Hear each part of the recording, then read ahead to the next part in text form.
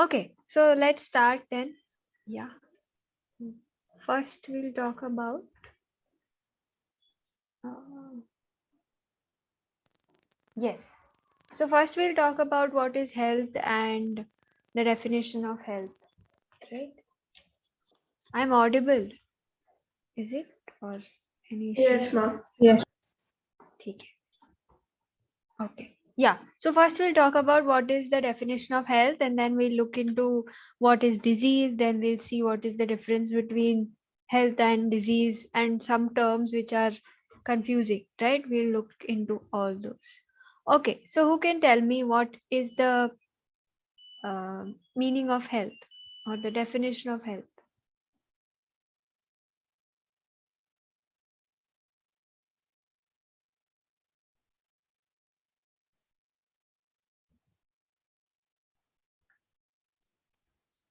Health is basically mental, physical, and emotional well-being. Okay. Yes, that's correct. I think you summed it up very nicely. Okay. Yeah. Anybody else has any other definition? No, ma'am. No? Okay. Just a second. Why is this not? Okay, Ashka has written in the chat box state of physical, mental, and social well-being. Yes, correct.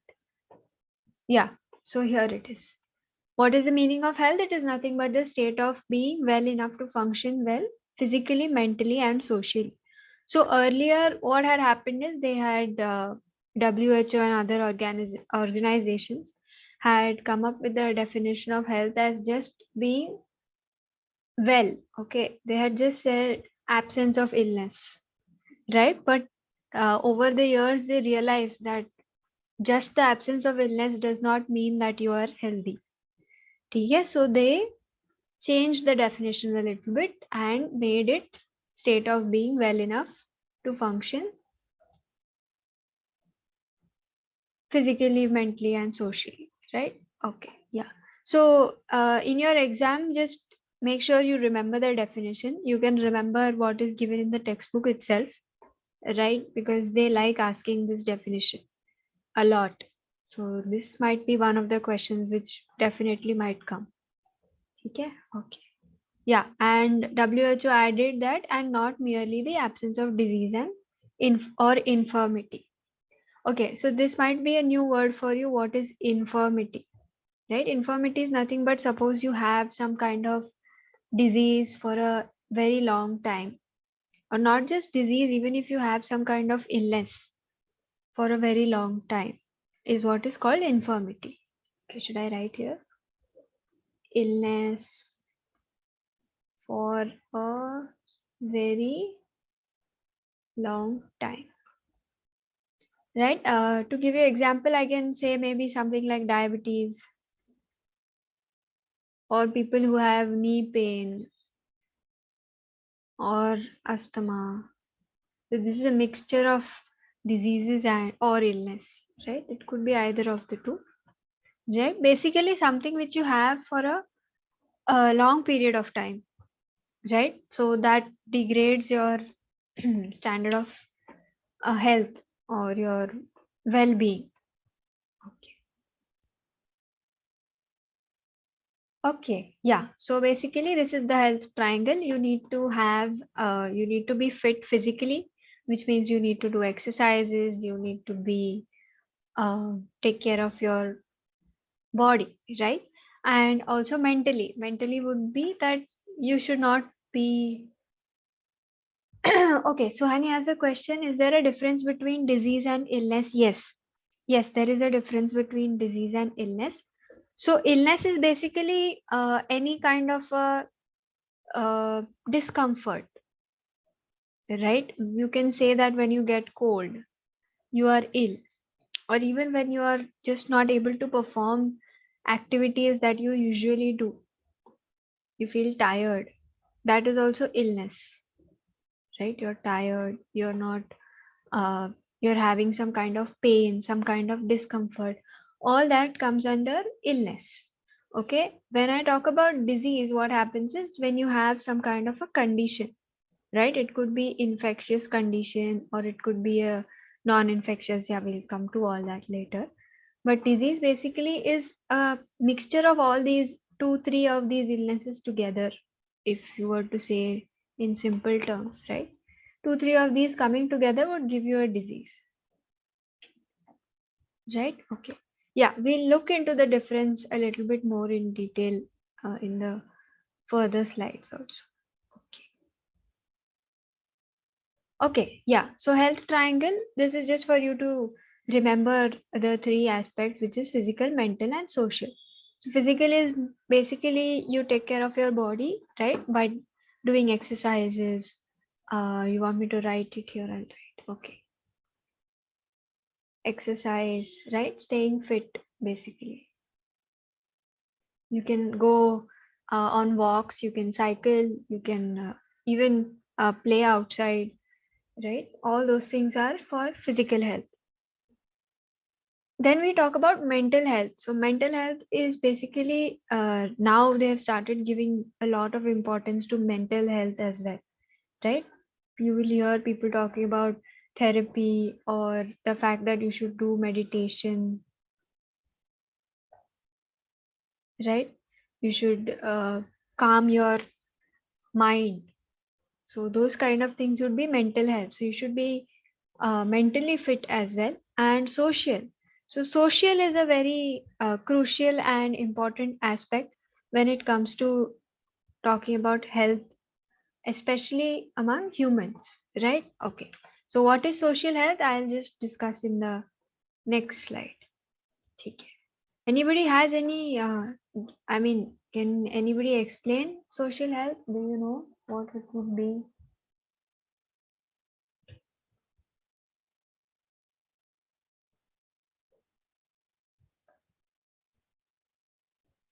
Okay, no worries, I'll explain it.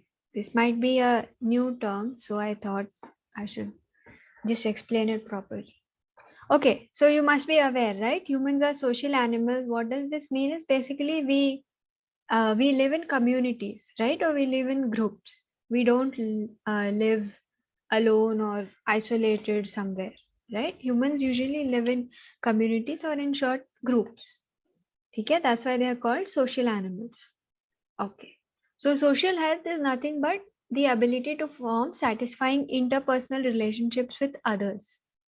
Basically, you need to be interactive with others. You need to understand how others are feeling or uh, how it is to be in a society, right? So all those kind of relations or those kind of communications that you have with others so that you can live in a peaceful way, all those factors come into social health, right? So yeah, there is a little bit more explanation here.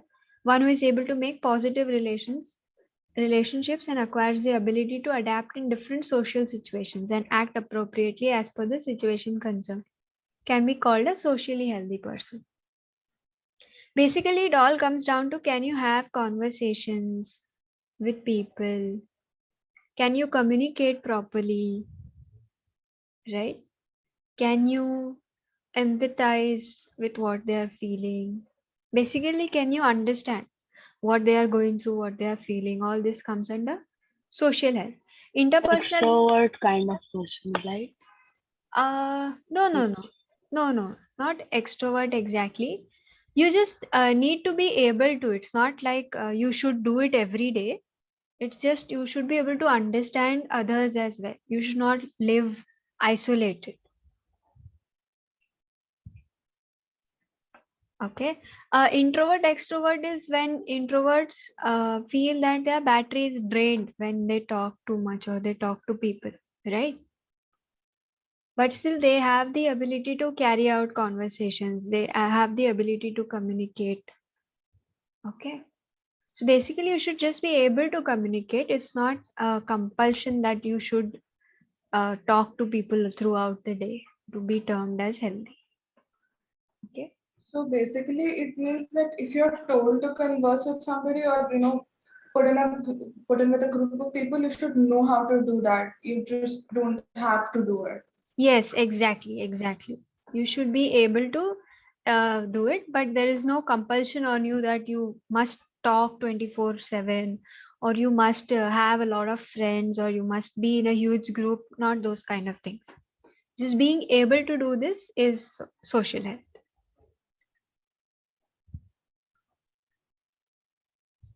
Okay. Yeah. Interpersonal is the same thing. Interpersonal would be between two people. Okay. Okay.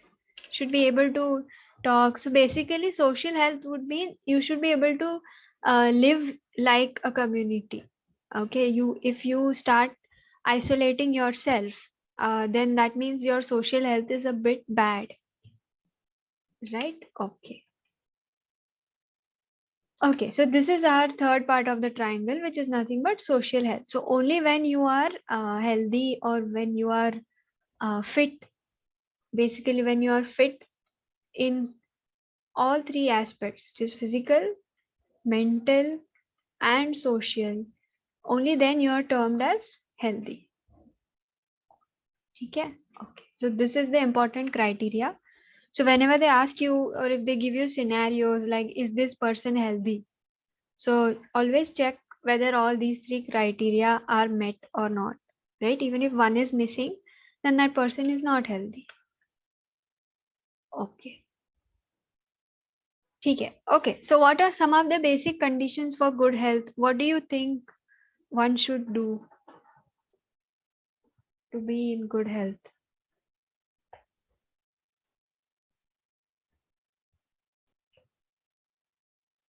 See, I gave you three this, right? Physical, mental, and social. So what do you think people should do physical to be physically fit or to be mentally fit? Exercise. Exercise, correct. Maintain a balanced diet. Awesome. Yes, Swayam, you can answer. No, ma'am, they both said what I wanted to say. Acha, okay.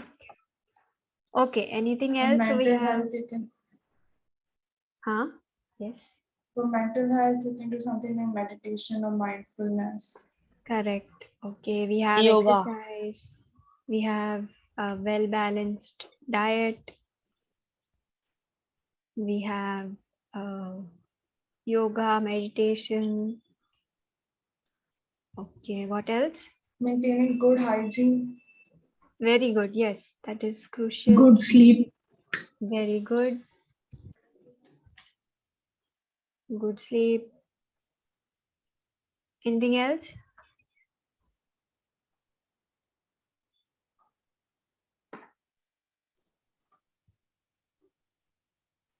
Okay, yeah. So we've touched upon almost broadly all the ideas, right? Here are some of the points mentioned. You can take a note of this if you have your book and pen with you. You can write this down also. This question also they ask since y'all said that you just have till the initial part, so then all this might become important. They might ask you as a 3 marker question, give us points or give us conditions for good health. What must an individual do to be in good health, right?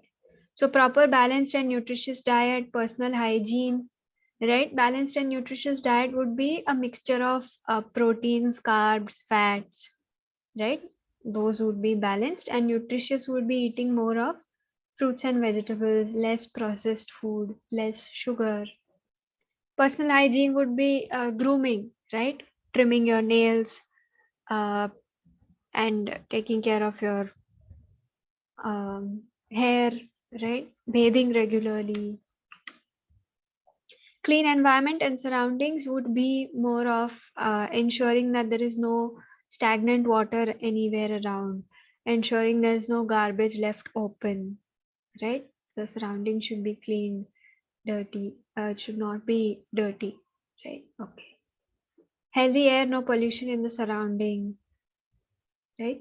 So this becomes a community activity instead of an individual one, because when everybody together puts in effort, only then we can do this. right? We can ensure that there is no pollution in the surrounding. Okay.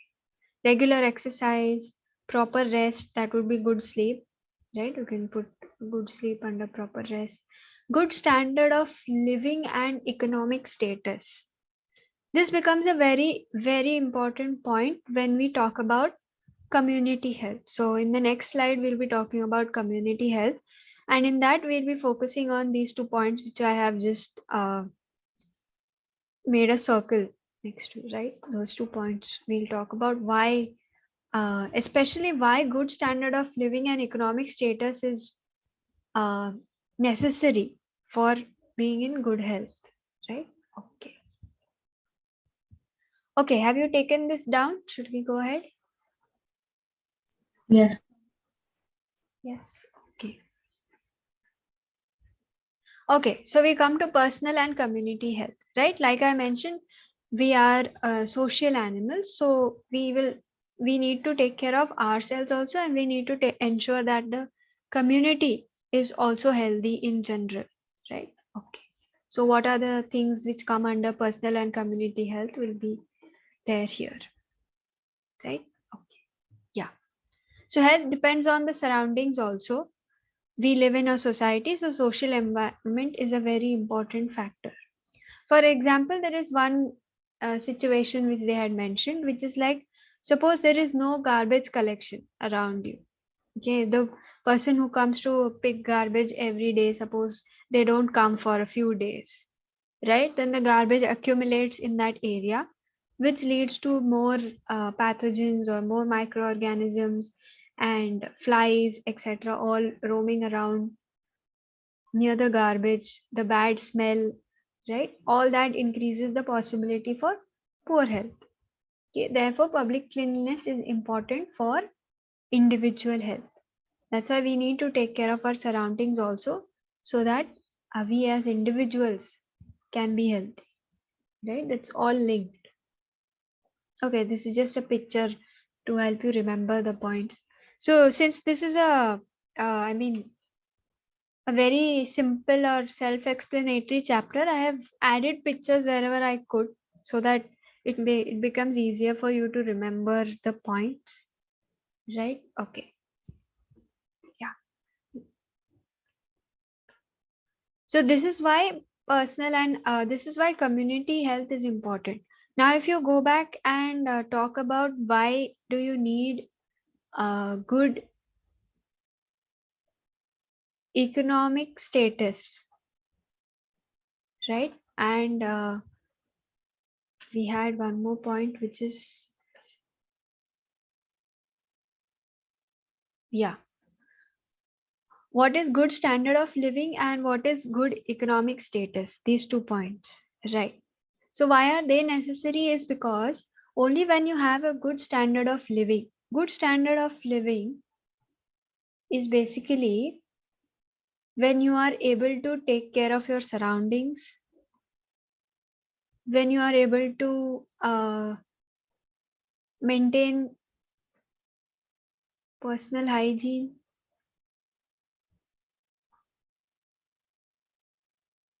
right? This is a good standard of living. So basically you should be living in an area where the community in itself is taking good precautions or good measures to ensure health, and also that you are living in a condition where you can maintain your personal hygiene or personal health, right? That's why uh, people, or that's why the health organizations are against the against people staying in slums or near garbage collection sites, near landfills, etc. Okay. I hope you know what are landfills, right? Can anybody tell me? It's the place where they dump garbage. Yes, correct.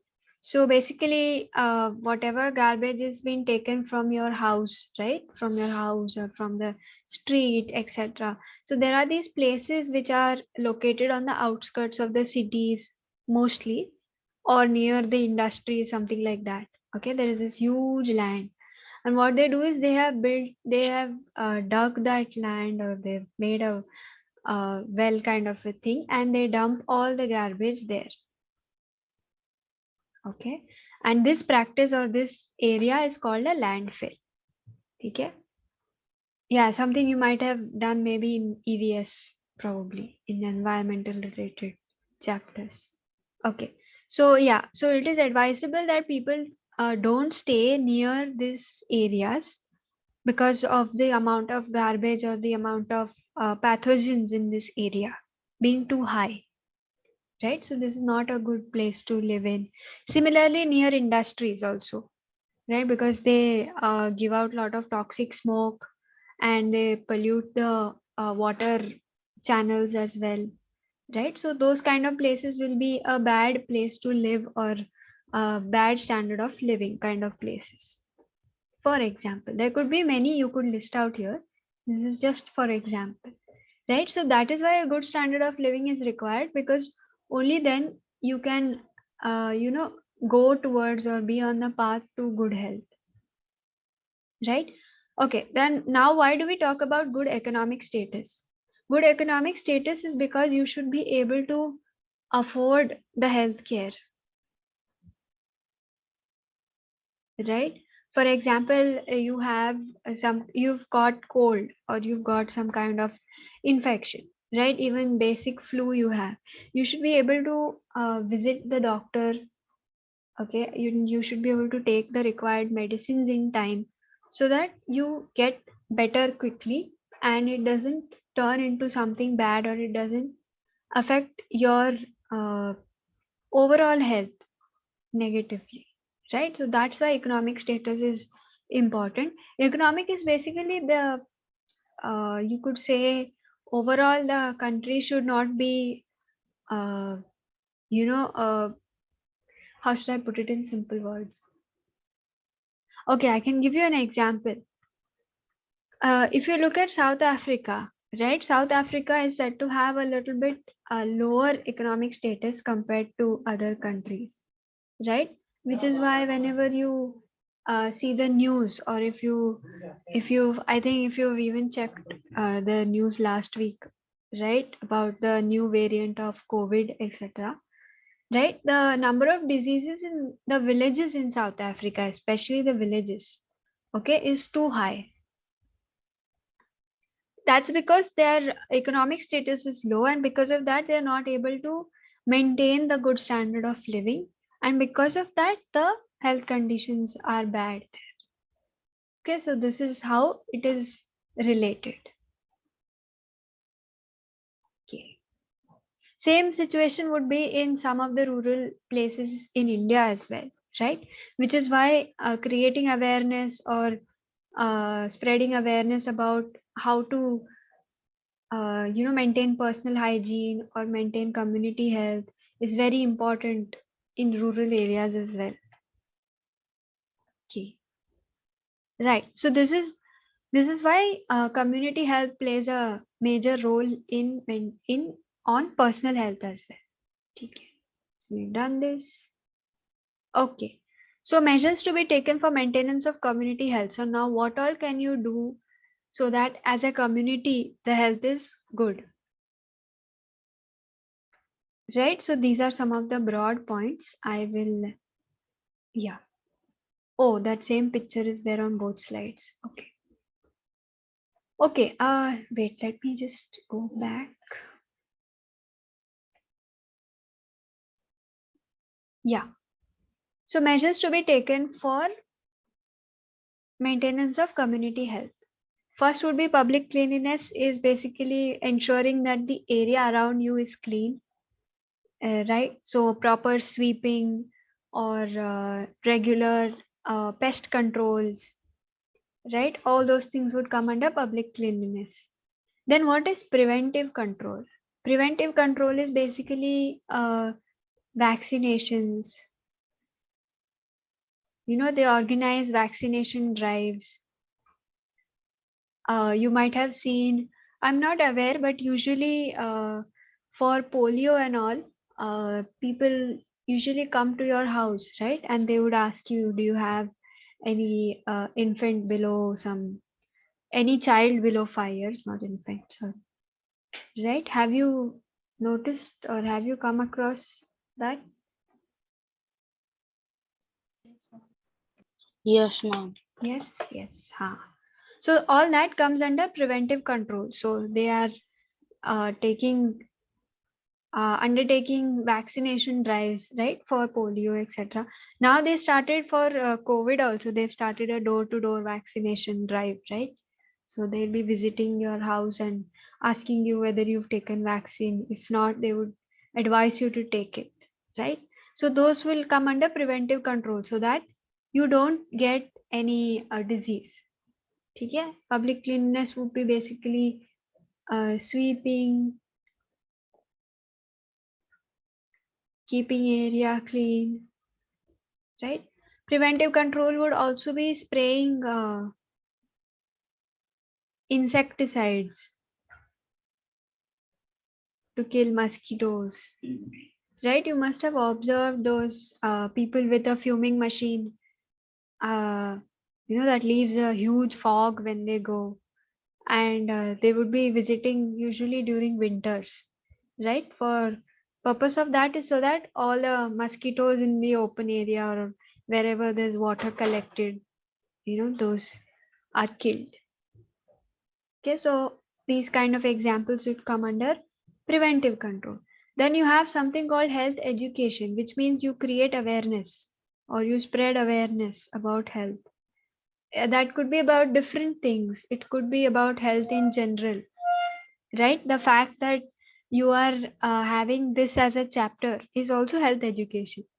We are creating awareness, right? That what is disease, what is health, how you should be healthy, how as a community or what all you can do so that people around you are healthy, right? That becomes community health. So creating awareness about any topic on health is health education, right? Sometimes they organize special camps or special drives to create awareness about AIDS also. AIDS is the most popular one, right? AIDS, some types of cancer, some kind of thyroid problems, all that, diabetes, that all comes under health education, right? Okay. And establishment of healthcare services. So healthcare services could range from anything from hospitals to vaccination centers, right? To even clinics, right? All these would be healthcare services. Right, you could even include things like ambulance or paramedics under this itself because they're also giving a kind of healthcare service, right? So anywhere where you can be treated or you can be diagnosed or those kind of things would be under healthcare services. Okay, so these are the four broad areas, and under that you can list any of these as your examples. So in case they ask you a question in the exam like what can you do to improve or to maintain community health, right? And give examples. So then you can say under public cleanliness you can sweep, you can ensure that the area around you is clean, ensure that there is regular sweeping, right? Under preventive control, you can give any of this example. Health education, you can give spreading awareness about diseases, etc. Right? I'm writing etc. because anything, it could just be educating people about difference between health and disease. What is infectious disease? Any sort of thing would be under health education, right?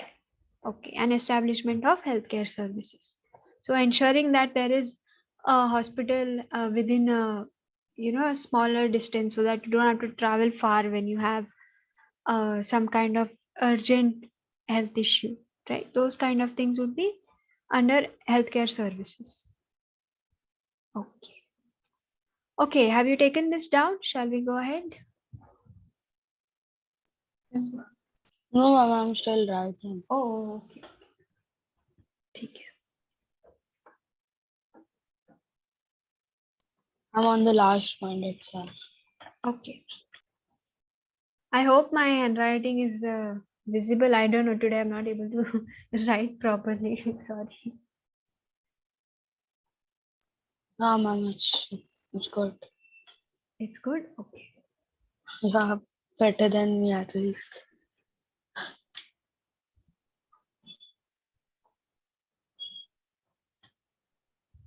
Done. Yes, ma'am. Cool. Okay. Yeah. So this is some of the pictures, right? So this picture is for the first one, right? Sweeping and ensuring. So you must have seen the organize some kinds of drives, like the most common or the one which I have heard frequently is the Warsaw or the Jew Beach cleaning drive, right? Have you heard about those? Yes, ma'am. No, Not ma'am. about the Jew beach cleaning drives. Ma'am, team sees.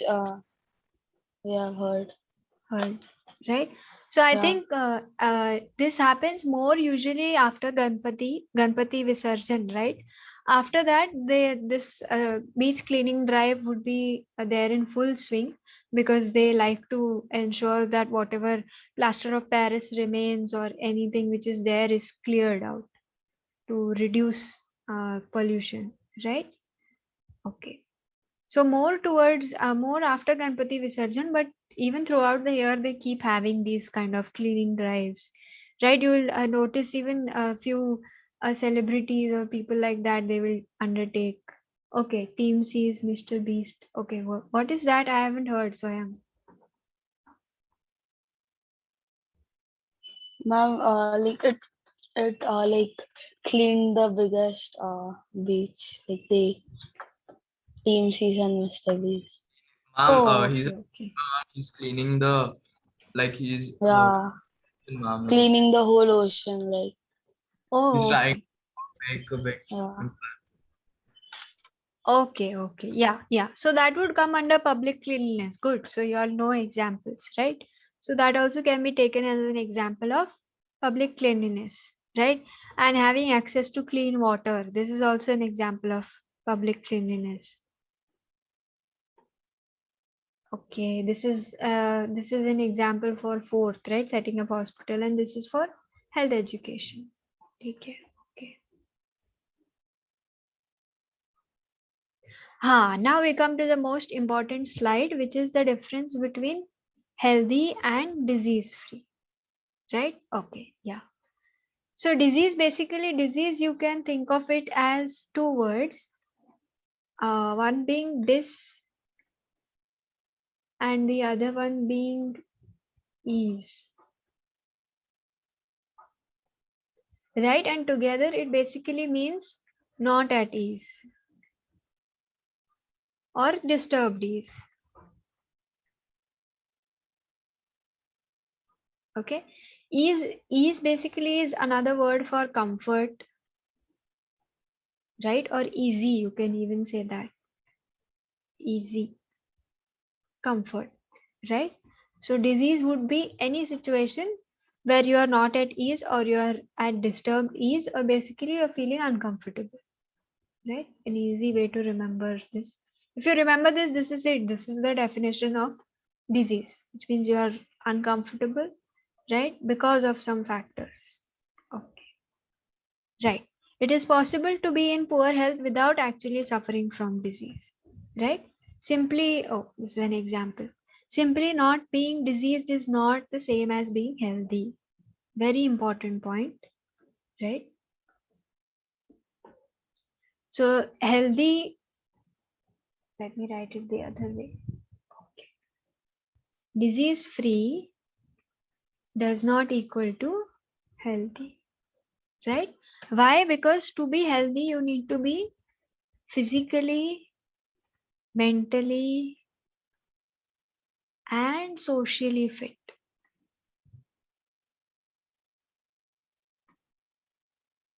right? Only then you are deemed to be or said to be healthy, right? Whereas if you don't have disease, or so for right now, if you take the example, right? For example, let us consider the current situation, right? Suppose I say I don't have COVID or I don't have coronavirus, right? That doesn't mean I'm healthy, right? I don't have COVID disease. That doesn't mean I'm healthy. right? You have to ask me, or I have to check whether am I physically fit, am I mentally fit, am I socially fit. If I say yes to all these three, then yes, I am healthy. Okay. So yeah, this is a very important part of the chapter where, when you are asked this question, are they both the same? Subconsciously, you tend to answer yes, that because that's what we feel, right? That yes, they both are the same. But it's not like that. I can give you some examples, right? Some examples with pictures. Yeah. Like for example, this this old lady, okay? She is she doesn't suffer from any disease, right? But every day, or but when you met her after a week, or when you met her when you were going to the market, she says she's having knee pain, right? Knee pain is not a disease now, right? It's just being in little bit, you could say, bad health, or you could say just discomfort, right? It's not exactly disease. But is she healthy? No. Why? Because she's suffering from knee pain, right? Okay. Similarly, there are some few more examples given in your textbook, which is one regarding a musician, right? So, a musician or a singer.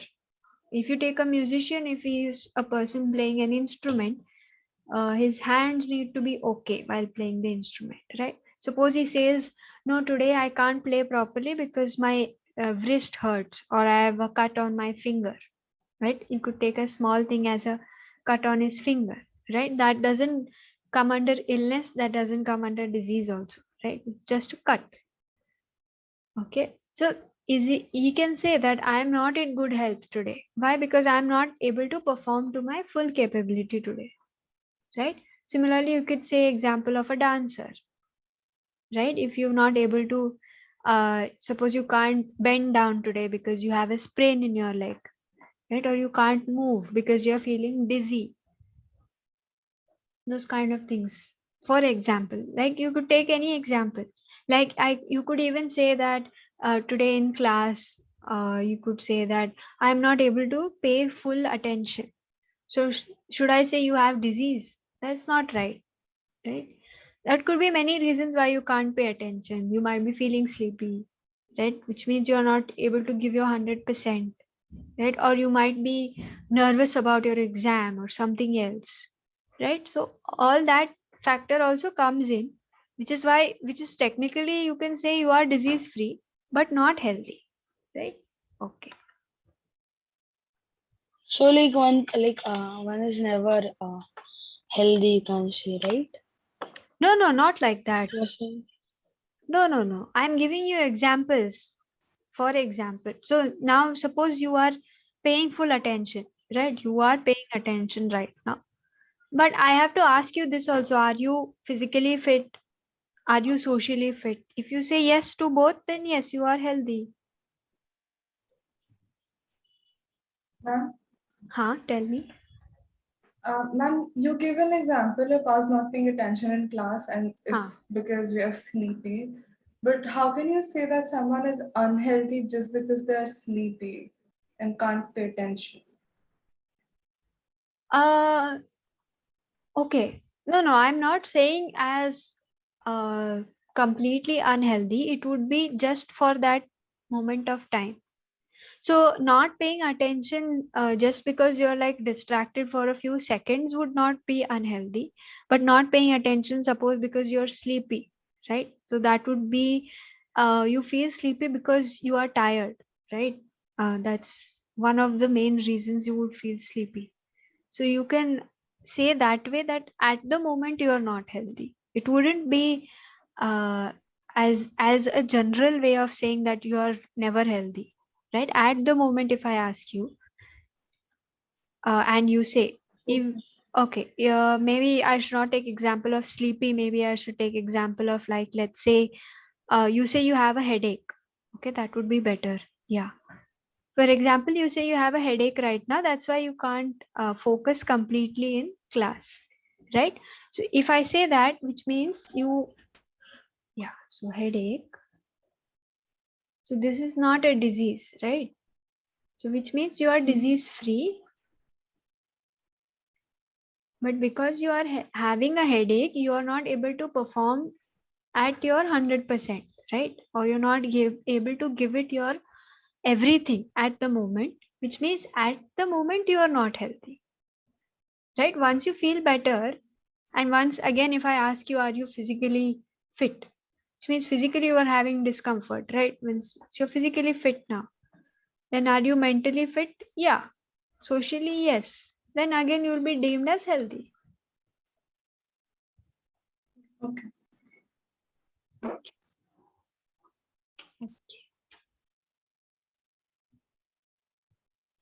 Okay, got it. Who had asked a question? Swayam had asked, right? Or Sujal had asked. I keep getting confused. It was Shayan. Swayam, okay. Swayam, your doubt is also clear, No, right? I was asking like a person can never be fit, right? Like healthy, sorry. Can never be healthy, right? No, no, of course he can. Of course he can. So there are different parameters, right? What is uh, considered as physically fit would be not having, like, having muscles or having bicep, triceps, and all that. That is not called physically healthy. Physically healthy basically means you should be, uh, what do you say, in a position to carry out work. That's all. For example, I'll give you an example. Okay, take yourself. Okay, for example, take you itself, Swayam. Okay, if I say Swayam can walk 3 floors every day, he can walk 3 floors every day. Okay, and I say mentally, may I say Swayam can keep calm, or he can meditate, or anything you take. Okay, similarly for socially, I'll write something here that he can communicate well with people, he doesn't isolate, something like that. So which means currently you are healthy, right? Even if I say if you walk 1 floor, if you are able to walk 1 floor, you are healthy. You're able to walk 3 steps, you're healthy. So that is a relative term, actually. But today, if I say Swayam was able to walk only 1 floor, right? Which means is Swayam healthy right now? No, because he was not able to perform his 100%. Is it making sense now? Yeah, okay, I got. Ah, yeah. So there are a lot of parameters to say, is one physically fit, is one mentally fit, or is one socially fit, right? It's not that you need to be optimistic all the time to be mentally fit, or you need to have abs and biceps or muscles to be physically fit. ऐसा नहीं है. Just need to have bare minimum, right? So those conditions which are there, which definitely a doctor would be a better judge of saying that, right? Okay, those basic conditions also, if you have satisfied, you are termed as healthy. Okay. So this is the same thing they have given in the text as a paragraph, right? We can be in poor health without there being a simple cause in the form of an identifiable disease. All the examples we took till now, right? All of them state the same thing, right? Okay. This is the reason why when we think about health, we think about societies and communities. On the other hand, when we think about disease, we think about individual sufferers. Okay, so this paragraph in your textbook, the main reason why I wrote it again here was to explain these 2 sentences. Might be going above your head if you just read it like that. Basically, what they are trying to say is when you talk about health, you have to look in the personal plus community aspect, right? Okay, which is what we have been saying from the starting itself, right? The minute you add the word social, the community factor comes in, right? Whereas when you talk about disease, you only talk about the individual, personal. Okay, this is what these 2 lines mean, right? We never say that the whole community has got disease. No, you, even if that is the case, or even if it is true, you'll still say this person and this person and this person has this disease. You'll never say a community has this disease. Okay. Whereas when you talk about health, you will look into personal, which means I will talk about you as an individual, and I will talk about the community or your surroundings, how it is. Okay.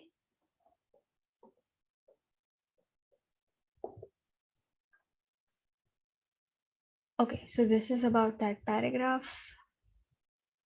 Yeah. And this is a small, this is there in your chapter notes, right? This is the same table there. What is the difference between healthy and disease free? Like we discussed, the definition, right? It's the state of complete mental, physical, and social well being. And disease free is the state of absence of discomfort, okay? Or derangement of body parts and their function. Okay. Healthy depends upon individual and physical, social, environmental factors, right? Whereas disease is only pertaining to individual. Healthy person will be disease free. Disease free, a disease free person can be healthy or unhealthy, right? We discussed. And healthy person is energetic and able to perform as per requirement. Yeah, this is exactly what I was telling till now, right? There is a requirement, a basic requirement, which is mostly given by doctors or health professionals, people who have been certified to say that you are healthy. They will know what the requirements are, what the basic this is. They don't usually you know uh, tell you that this is the requirement. They'll tell you to exercise well, they'll tell you to meditate, and if you say you're doing all that, they'll just say yes, you are healthy. They'll not tell you that this is the bare minimum required to be healthy, etc. Right? For example, if you go to the doctor, right, and you say I'm feeling tired all the time, the first thing the doctor might advise you is go in the sun or ensure you're having enough vitamin D, right? And then the person maybe, are you exercising well, are you sleeping well, right? Those kind of questions they'll ask you. If you say yes, yes, yes to all of those, then they might come to the conclusion that okay, your tiredness might be just temporary because of something you might have done in the last 1 or 2 days, right? So based on the requirements that they know, they tell you whether you're healthy or what you should do to be in better health, etc.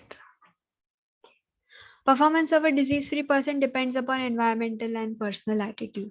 Uh, okay, this is a little tricky statement. Performance of disease-free person depends upon environmental and personal attitude. Environmental would be something like, what example can I give you?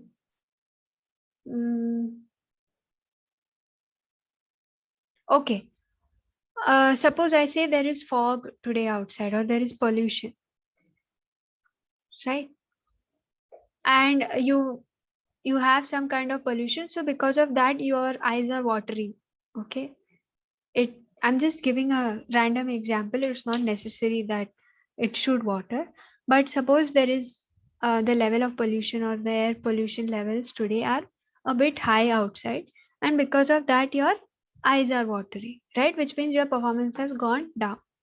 And personal attitude would be something you could say, uh, like feeling sleepy when you're in class, right? For example, you find this topic boring, right? That could be an example of personal attitude. Or when you see some other person, you're constantly annoyed by them.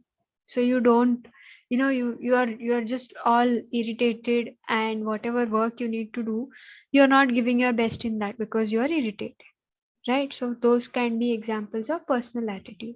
That's what they're trying to say, that a performance of the disease free person would depend upon environmental factors and the personal attitude.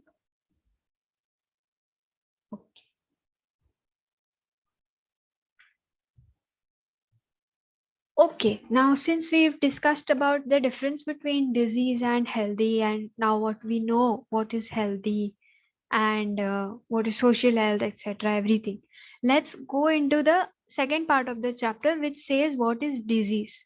Right now, from here till the end of the chapter, it's focused completely on disease, right? Types of diseases, based on multiple factors, right? So you can have types of diseases based on duration, right? So this is based on duration, right?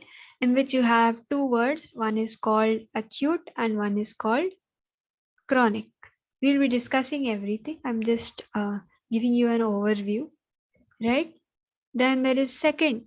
Second would be diseases. Okay, you have two based on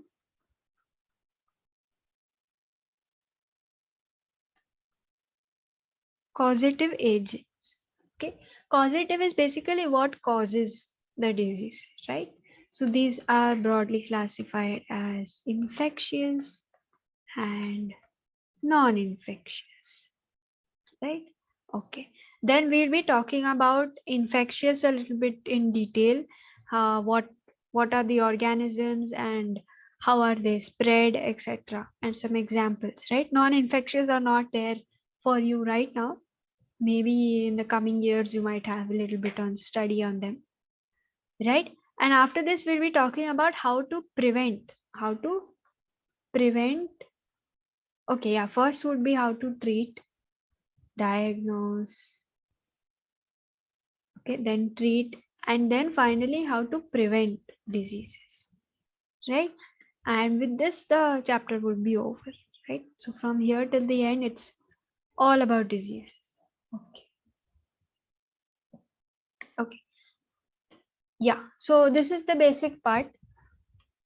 What does a disease look like? Okay, when there is a disease, either there is malfunctioning of one or more systems of the body, right? Or it would change for the worse, right?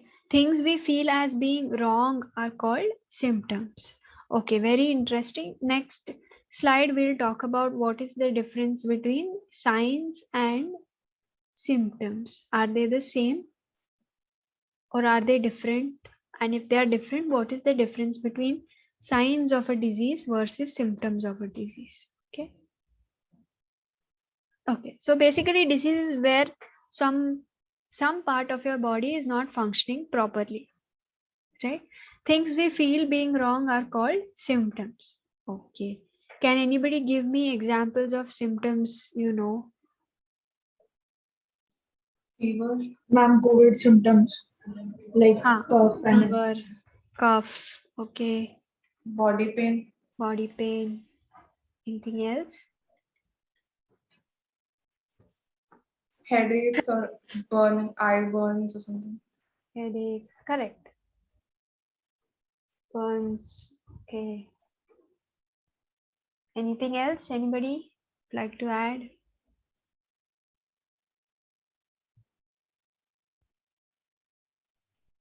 Changes in skin weakness. color, Weakness, okay. Changes in skin color, is it? yeah. In No, certain diseases, like that in pelia and all, that won't be a symptom. I will tell you that would be a sign. So that yeah, is a Yes, ma'am, sign. that will be a Sorry, I sign. yeah, forgot. that is a very good example. I will use it in the next slide. Yes, okay. Yes, so these are all symptoms. Yes, you'll have correctly identified. And here are some of the pictures also. So some symptoms. Yeah, this is headache, right? Stomach pain. There is sneezing, vomiting, fever, right? Again, some kind of cut or pain or something. Okay. Okay, yeah. So these are what are called as symptoms of any disease, right? For example, you could even take symptoms of cold, right? Like you all said.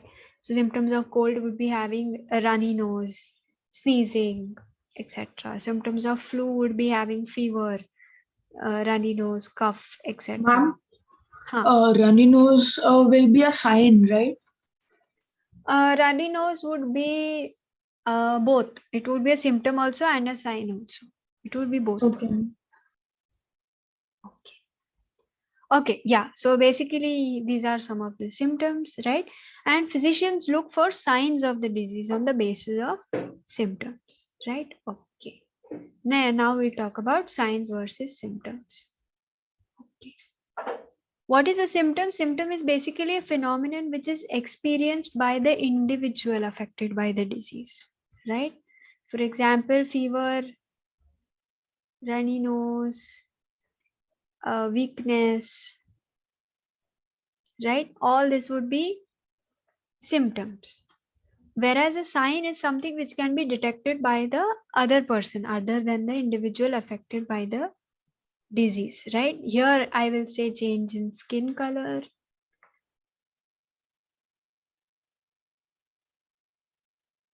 right? Something like rashes, okay, etc. Right? So symptom is basically something which makes you feel uncomfortable, okay? Which makes you feel uncomfortable, which makes you say that, oh, I think I'm coming down with cold, right? When you see that you have a runny nose, okay, when you see that you're sneezing again and again, that time you might say that, okay, I'm coming down with a cold.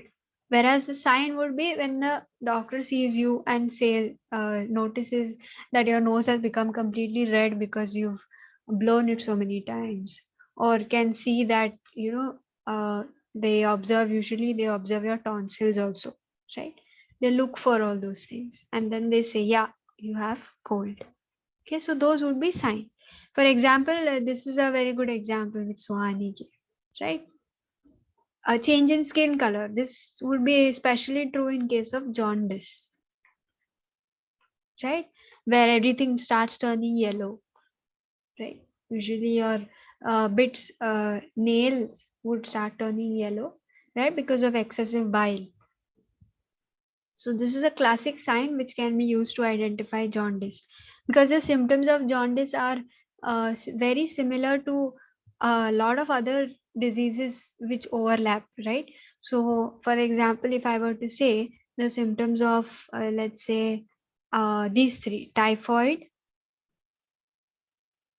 malaria, and dengue, and even some more of the same category, they all have the same symptoms, which is a very high fever, okay, more than 100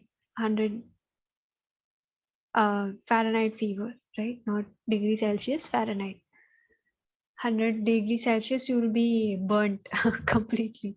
Okay, 100 more than that fever, right?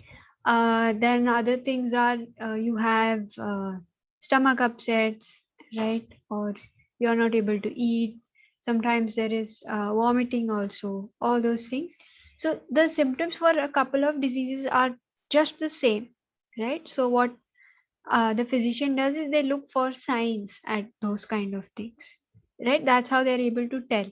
Of course, they just don't look at signs and say, yeah, you have this disease, or yeah, you have that disease. They have to perform tests also, right?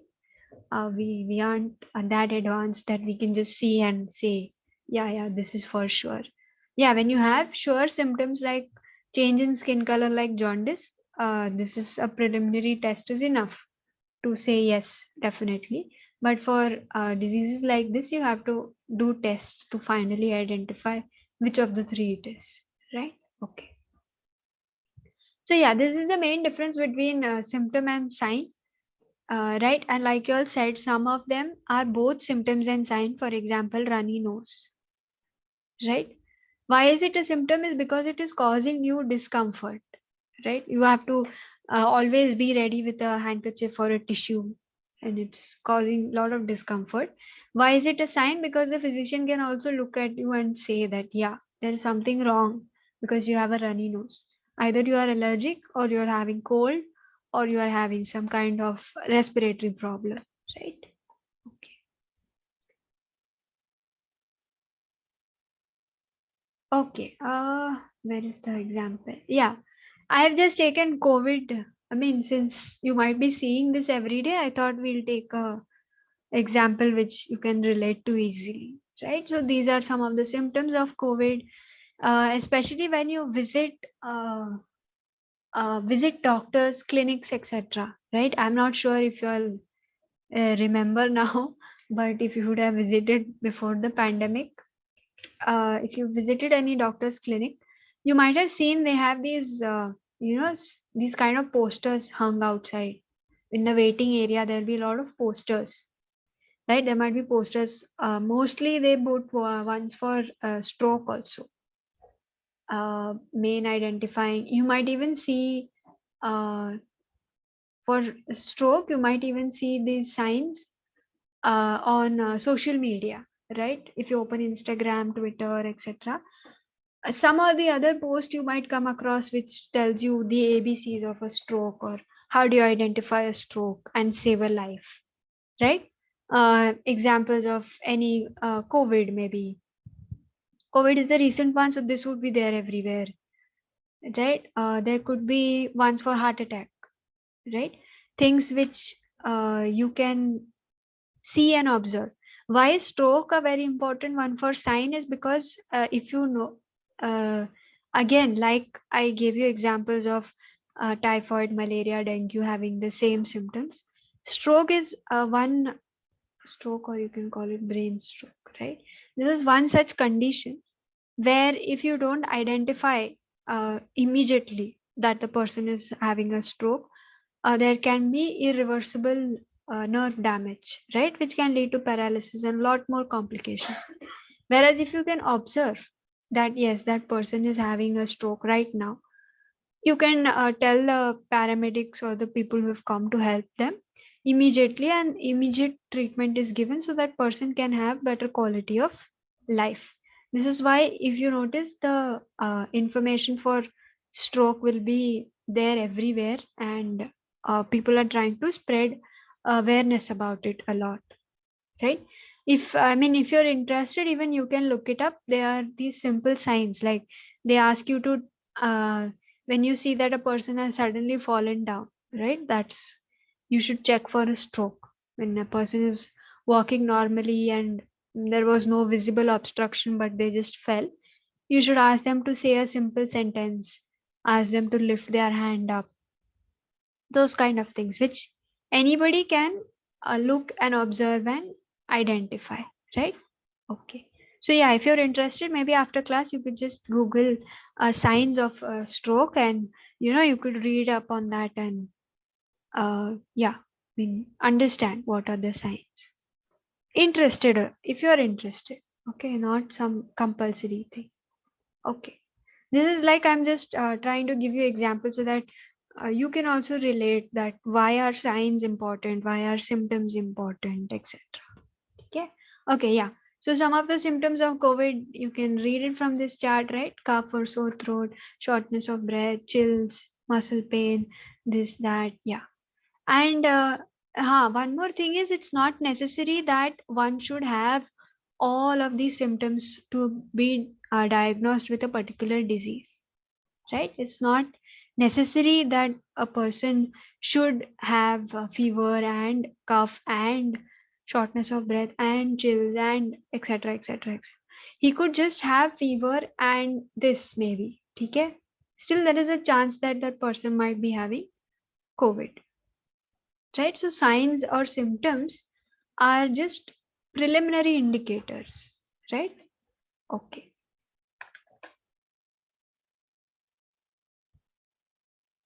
Okay, now we look at the types of diseases based on duration. So, tell me, Swani. Can we also say that signs, there are particular things which we can identify as a sign, while symptoms differ from person to person, like even for COVID, there were different people experiencing different things.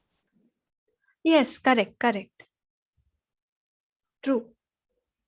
So, signs also would be different, but yeah, like you said, few of them are noticeable and will be definitely there. So, those definite ones are the ones we are, as even if you're not trained healthcare professionals, you can look for them and identify that yes, this person is suffering from this, so we must immediately take care, right? Okay, yeah. So based on duration, you have these two types of diseases, one which are called acute and one which are called chronic, right? So what is acute and what is chronic? Acute diseases are diseases which last for a short period of time. For example, you have cold, right? Cold, flu, you can take any example. You can take dengue, malaria, typhoid, jaundice, anything. Any infectious disease is usually acute, right?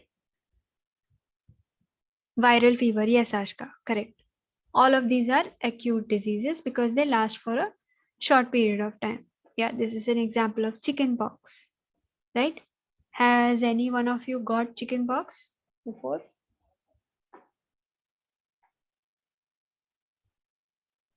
No, no. No? No. Okay.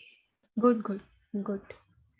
Yeah, so chickenpox is this condition where you have these really itchy, okay, it's not painful, it's just itchy boils all over your body, and it really itches, okay? You will not be able to stop yourself from scratching all over, right? So that's chickenpox, okay, and it goes away in 7 days max, right? And I don't know how much of it is true, but they say that once you got chickenpox, you don't get it again. I'm saying I don't know because I know a few people who got it repeatedly also. So I'm not sure how much of it is scientifically true. Okay. Yeah. This is example of fever, this is example of chickenpox, and this is example of flu. Right. Okay. Now what you look at chronic diseases are diseases that can last for a long time, sometimes as much as a lifetime.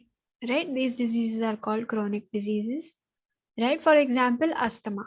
Asthma is a classic one, right? Asthma is a kind of a respiratory disorder where you always feel shortness of breath, right? So you need to have this device called inhaler with you at all times, right? And you need to keep pumping that medicine so that the bronchi and bronchioles they open up a little bit so that you can breathe easily, right? This example or this image is what is called elephantiasis, right? Okay, or elephant foot. This is caused by a worm, right? When we do infectious diseases, I'll tell you the worm name also, right? This happens more in areas where, there is not much cleanliness. Uh, yeah, so from fecal matter, that worm moves around via fecal matter, and you are left with one very, very swollen and painful leg, right? Which is not really easy to cure. Okay. Other examples of chronic diseases could also be diabetes, right? People who get diabetes, they have to keep taking insulin throughout, right? Again, there are different conditions. Even for asthma, you could be, I don't know, if it is not a very severe case, you might be cured of it also. Same for diabetes. If you caught it on the earlier stages, there is a possibility that it might be just short term. But generally, these diseases are chronic, right? Thyroid cancer, yes, yes. So, Ani, correct. So, thyroid cancer, those are all chronic diseases, right? Basically, anything which lasts for a couple of years, right? That would be chronic. And the main problem with chronic diseases is that they affect you, like they leave a negative impact on your overall health.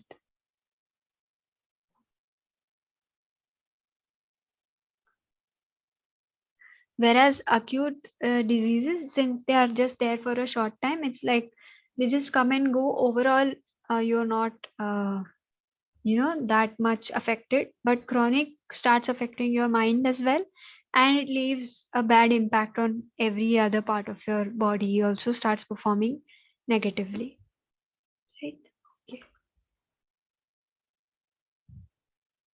Again, this is just, I think mostly questions from acute and chronic would be a difference between, right? There's not much to ask. Example also not frequently asked. Just difference between they can ask you. Right here, there is everything given in a nice way, right? Diseases which occur suddenly and last for a short period. Acute, which show prolonged effects on human health, is chronic. Okay. It's said to be chronic when it lasts for more than 3 months. Okay. Occurrence is sudden, chronic is gradual. Yes. A time span, it lasts for a short time, lasts for longer, or lifetime also. Effects, acute does not cause long-term or ill effects, whereas chronic will cause severe long-term effects on human health, right? Which may be life-threatening too. This is exactly the case which happens with AIDS, right? I'm not sure if you know about it, but what happens with HIV AIDS is this exact situation. I mean, the person does not really die of AIDS, but dies of infections or complications which happen because your immune system is weakened because of AIDS, right? This is what happens when you have chronic diseases. AIDS would be also a chronic disease. So people usually they live up to a certain amount of years, but over the years, your immune system keeps getting weakened and weakened and weakened till a point of time where a simple infection also could be very life threatening, right? Okay. Yeah. Main issue with chronic disease is that when you are suffering from something, you constantly start going into negative thinking also, right? You start feeling that you are not well, right? Which also impacts your overall health in the long term. Yeah. All these are example: diabetes, arthritis, cancer, TB, heart disease, right? Heart disease is also there, yes. And acute diseases would be cold, burn, breaking of bones, fractures basically. Typhoid, jaundice, cholera, strep throat. Strep throat is when you have cough or tonsil kind of infection, right? Yeah, basically your throat gets swollen or you're not able to talk. That's strep throat. Okay. Yes, these are some of the examples. Yeah, just know the difference between and know this point that chronic will leave some kind of long-term effect on human health, right? That's sufficient. Okay, now we come to causes of disease. So what causes these diseases, right? We've just seen, uh, based on duration. Now we are talking on based on cause, what are the types of diseases, right? So these are the three main reasons. There could be more, definitely, but the main are these, right? Yeah. Infections account for the majority of the diseases, right? But these are all acute ones, so you'll be quickly fine as well, right? Infections, lack of good nourishment. So this is where again the factor of good standard of living comes in, right? So when you have a good standard of living, you get good nourishment, you get a balanced diet, right? You get to maintain balanced diet, etc., which in turn ensures that you have lesser disease. Whereas when you're already living in a poverty stricken area, right, where your nourishment is also bad, there is chances of you getting or catching more diseases, right? Then there are some diseases which are caused due to genetic conditions, right? Lot of them. There could be a lot of reasons. Sometimes a gene is missing. Sometimes gene is mutated. Mutated means it's manufactured wrongly, right? You make an error while manufacturing the gene. Some error occurs that is called a mutation in the gene, right? Okay. Yeah, so the gene is missing, the gene is mutated. Sometimes you even have multiple copies of the gene, right? So there are different reasons and there are different conditions which happen because of genes. Like, for example, I can give you, there is a condition called Down syndrome, right? This happens when an individual has one extra copy of one of the chromosomes, right? Okay. Then there is something called sickle cell anemia. That's also genetic. Thalassemia, genetic, right? All these diseases are genetic. Most famous one would be SCID. SCID is severe compromised immunodeficiency syndrome. I'm not sure. Have you heard of this term anywhere, or have you read it or come across it? No, ma'am. No, ma'am. No. Okay. Okay. So, in short, if I were to tell you, there was this boy, I think around 1980s. Okay. And he was kept in this bubble. So, there was this bubble, this huge bubble. Okay. And this boy has grown up and he lived up to, I guess, around up to 5 years in this bubble itself. Okay, everything, whatever he did, like he studied, he read, he ate, everything was only inside this bubble. He was not allowed to come out of the bubble because he was suffering from skid. Okay, what happens in skid is it's an autoimmune disease where your body attacks itself, right? Those are autoimmune diseases where the body starts thinking that the cells itself are foreign and it starts attacking them. So they had to be very careful that they don't expose this boy to any infections or any other pathogens because his immunity is already compromised, right? So he lived for almost, I think, around 5 years in this bubble, and he was called the bubble boy. Okay, again, something else you can Google after class, probably if you're interested. Very interesting things to read because thanks to this bubble boy, they were able to do a lot of studies on skid, and now they've even come out with gene therapy where if you detect it early enough, you can be free of skid, right? Okay, yeah. So these are all the implications. Like, why are we studying this much in detail? Or why are we focusing so much on health? Is because of all this, right? So that we can find better ways of not getting infected or not having particular diseases, right? Okay. So that genetic conditions, yeah, poverty or lack of public services, right? Poverty again connected with this, and lack of public services would be a lack of healthcare centers or lack of uh, you know access to such centers. For example, suppose you are having some kind of a cold or something, some basic symptom you have of uh, let's say, what could I say, yeah, cold. But if you're not being given immediate medicine or you don't have access to that medicine, it could lead to your immunity getting lower and lower, right? Because you're not able to fight the infection without the medicine, something like that. I'm just giving a small example. It's definitely not from cold, it would be because of other complicated reasons, right? Okay. So they also play a role in causing and uh, spreading diseases, right? Causing diseases more. Yeah. All diseases have something called immediate and contributory causes, right? Again, some new terms you have. So I have explained them in the next slide, right? What is immediate and what is contributory causes, right? The organisms that enter our body and cause the disease, right? They are called immediate causes. So these organisms are basically what are called pathogens, or you can call them germs also, right? They would be the immediate causes. And the secondary factors which lead these organisms to enter our body are called contributory cause.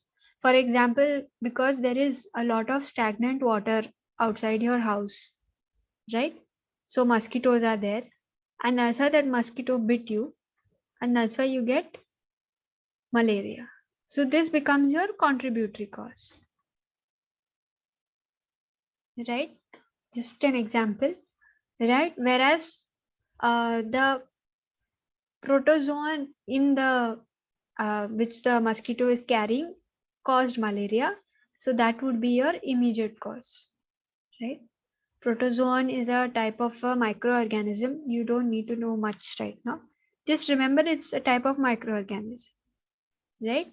So that would be your immediate cause. Okay. I can give you another example, a simpler example. Let's take the example of common cold. Okay, that's very simple to explain. So, yeah. Okay, common cold may the virus which enters your body is the immediate cause. Okay, and suppose you've touched, like the previous day you went and met your friend who had cold. Okay, that could be a contributory cause. Or you touched, you've touched any public space, like you've touched train handles, escalator handles, anything, door handles, right? Those kind of things, and you've not, washed your hands properly after that, etc. Right? So all those things would be come in contact with infected person. This would be touching contaminated objects, right? Okay. So these all become your contributory causes, right? They have contributed to cold, so that's why they become contributory causes. Okay, understood? Okay. You can take down this example of common cold or even this malaria one, so that when you're reading this, if you see the example, you'll remember better, right? Again, not asked, it won't be asked as a question, but yeah, if suppose if in the question or as a part of the question, if they have written contributory causes anywhere, it shouldn't be that you don't understand the term itself, right? So I've explained that. Done. Shall we go ahead to the next slide?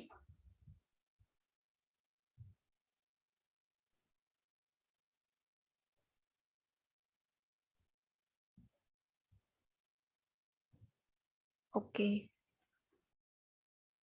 Yeah, so this is there in a table format also. It's the same thing. They just written the definition again, and pathogens like virus, bacteria, fungi are immediate, and contributory causes would be poor nourishment, unhygienic environment, pollutants, etc. Right? Ha, this is another. Now we come to disease transmission.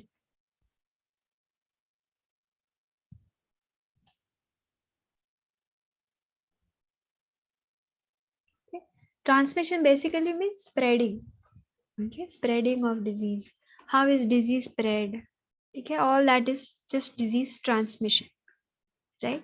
This diagram is there in your NCRT textbook also. They have put it. They have put it here. Wait, I'll just show you. They have put it here in the initial. In the second page itself, they have put this diagram, the 5 Fs. Right? This is the same diagram which I put in the PPT. Okay. What is this 5 Fs is nothing but how diseases are transmitted. Okay, and what is to be done means how you can prevent it, right? Okay. Basically, they are from fecal matter. Usually, it is passed from fecal matter, and how is it spread is either via fluids, via fingers, via flies, via fields, or via floods, right? Fluids would be when there is not a proper sanitary disposal or proper waste disposal happening. The sewage can get contaminated with the water source, right? That's how it will uh, water source, right? That's how it will be transmitted via fluids, right? So what should you do? So this is nothing but the prevention. So what should you do is you should protect the water source, right? You should ensure that sewage is not contaminated with the drinking water supply, right? And you should also treat and store water safely, right? Okay. Fingers basically means when you are would be that when you've touched dirt or mud outside, something like that. Obviously, no person would directly go and put their hand into something like that. But what they mean to say is unknowingly, right? When you've touched dirt outside or when you've touched mud outside, you don't know what all is mixed with the mud, right? So that's why fingers, or even when usually they say people who are working in the mud, that would be farmers or people who are having anything to do with land, immediate land related work. They would be Construction. construction also, yes. Construction also is valid. Farming, construction, things like that, where you're in direct contact with the earth or soil, right? Those cases, fingers could be a source of contamination. So what do? You wash hands before preparing and taking food, and wash hands after defecation. Wash hands before preparing and taking food applies to everybody, right? No matter what happens, before eating at least, you must definitely wash your hands, right? No matter how clean you feel they are, right? Okay. And flies though definite, they are the main cause of diseases, because what happens is the flies, they sit on garbage or something which is having microbes or pathogens, right? And then we don't know where all they travel and then where all they go and sit or touch, right? So they are the major culprit. So what do is you cover the food at all times, or you install those machines which which are there in restaurants, or get that bat or fly swatter or something like that, right? I don't know. Have you seen? I think in restaurants there used to be this kind of machine with this purplish or bluish light. They hang it on top. It's like this. It looks like a box, a transparent box which has a bluish purple light coming out. And that is a box which was used to kill flies earlier. I'm not sure about now. Okay. Fields, yeah, fields and fingers. So most of these overlap little, but yeah, they have mentioned as five distinct ones in your textbook. So even I have kept the diagram safe, right? Fields, like I said, uh, what happens is with rain and all, it could move into fields, right? Water flows, so this fecal matter could also move into fields, into places where you are growing stuff or trees, etc., right? So clean vegetables and fruits before use, right? Avoid open defecation. And floods is the main reason, because when floods occur, you don't know from where what all has come and moved across where. So that is a huge thing, right? I'm not sure if you might have heard, right? Mumbai had been flooded twice, right? Last decade, yeah. So when we had those severe floods, immediately after the floods, you would have noticed that yeah, one was on 26th July, and I'm not remembering. Other was also some July end somewhere. Yeah. So immediately after the floods, the amount of people contracting some kind of infections was very high, right? So the main reason was this, that all we don't know what all came with the water and where all it went. So even the sewage supplies overflows, the river overflows, so everything has been mixed, and because of that, there is a huge chance of falling sick. Right, so at such times you have to be very careful uh, about your drinking water supply, about your personal hygiene, right? Okay, so these are the five F's, which is fluids, fingers, flies, fields, floods. Okay, you can. I am not able to come up with any, mnemonic or short form to help you remember this. But yeah, you can just maybe keep one finger for each of the five F's and remember them like that. Fluid, fingers, flies, fields, and floods. So prevention में तो most of them overlap, right? Wash hands, and control water supply, right? And ensure that you are not leaving the fecal matter like that in the open, mainly, right? So prevention may you can write something else also. It doesn't have to be this exact point, right? But this has to be the same. The 5 F's remain the same, right? That you can't change. Okay, yeah. Again, I'm not sure. The probability of this being asked is very less, but since you don't have infectious diseases in your exam, they can ask you this question in this exam, right? What are the 5 F's and how do you prevent them? Okay. Okay. Yeah. Okay. So yeah, we can do infectious and non-infectious diseases tomorrow because there is not much. There's just like okay, yeah. Okay, so I have, let me take your opinion only. I have some videos for you. They are on different things.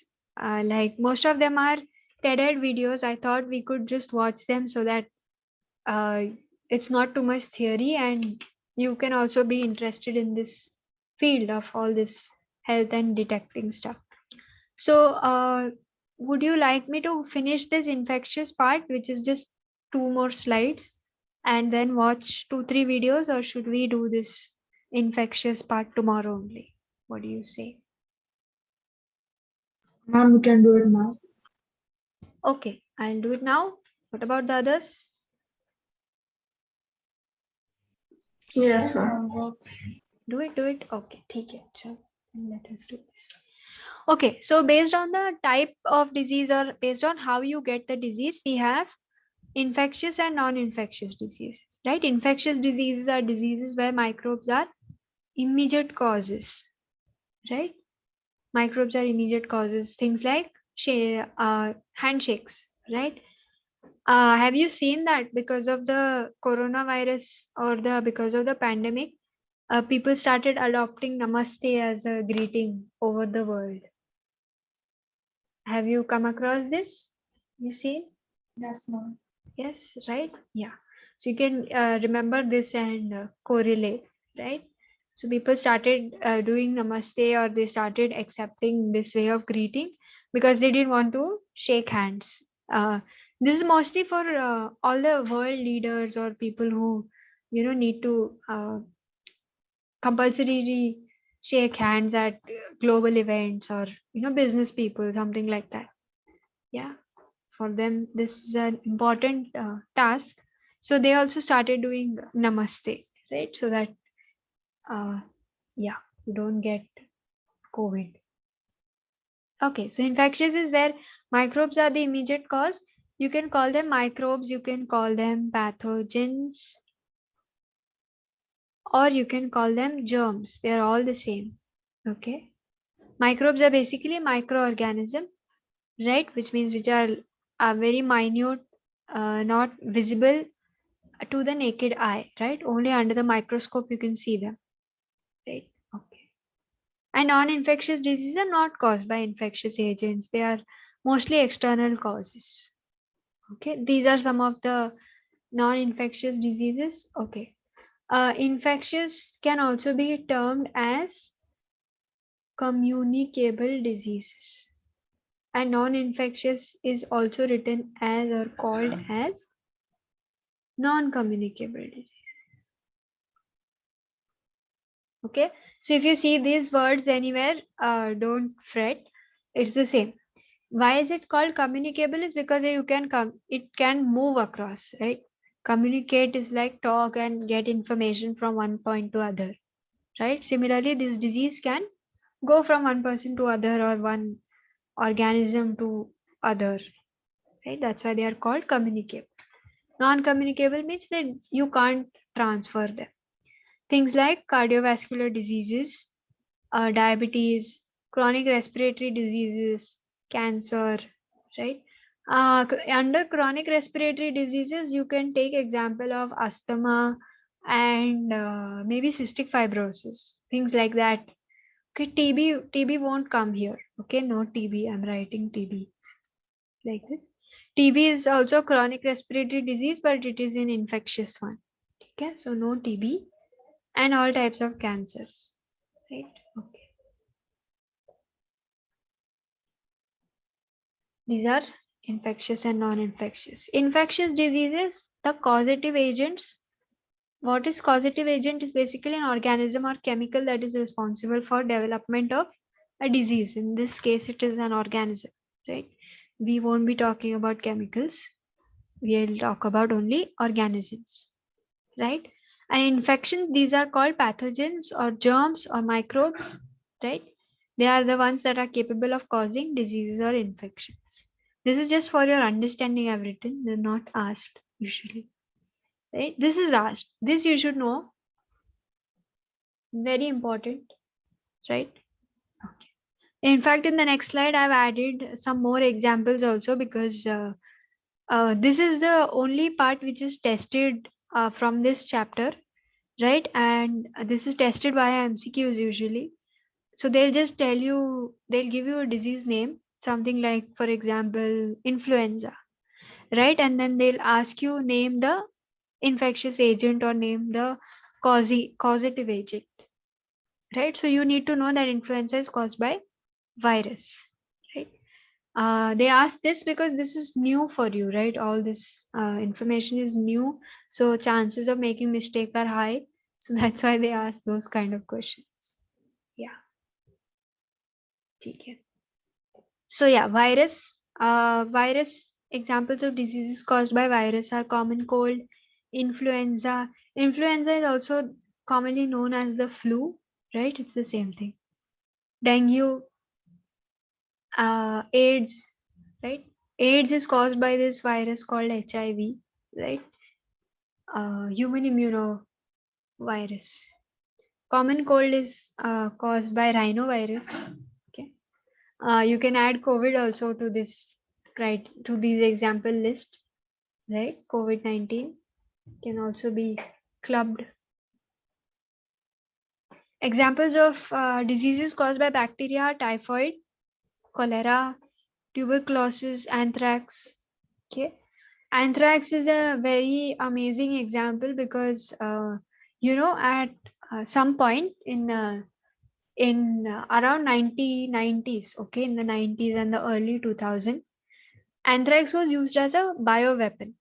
Now, what is a bioweapon is basically you use it to kill people. Okay, anything you use as a weapon, which is a biological agent, is a bioweapon. Like nuclear weapons are nuclear missiles and bombs and etc. Okay, something like that. So anthrax was used as a bioweapon. You know what they did? They sent envelopes to each other. Okay, all these big world powers, main political people, for example, the presidents of countries, right? Or people having very high authority, the military leaders, PMs, etc. in US and other countries. Okay, so they were at war with each other, right? They were having these disagreements basically. Okay, war I mean is Cold War and disagreements, not a immediate war, right? So what they did is they realized that we can't use nuclear weapons because we've signed deals and all, right? At that time that we won't hurt each other, we won't cause mass destruction.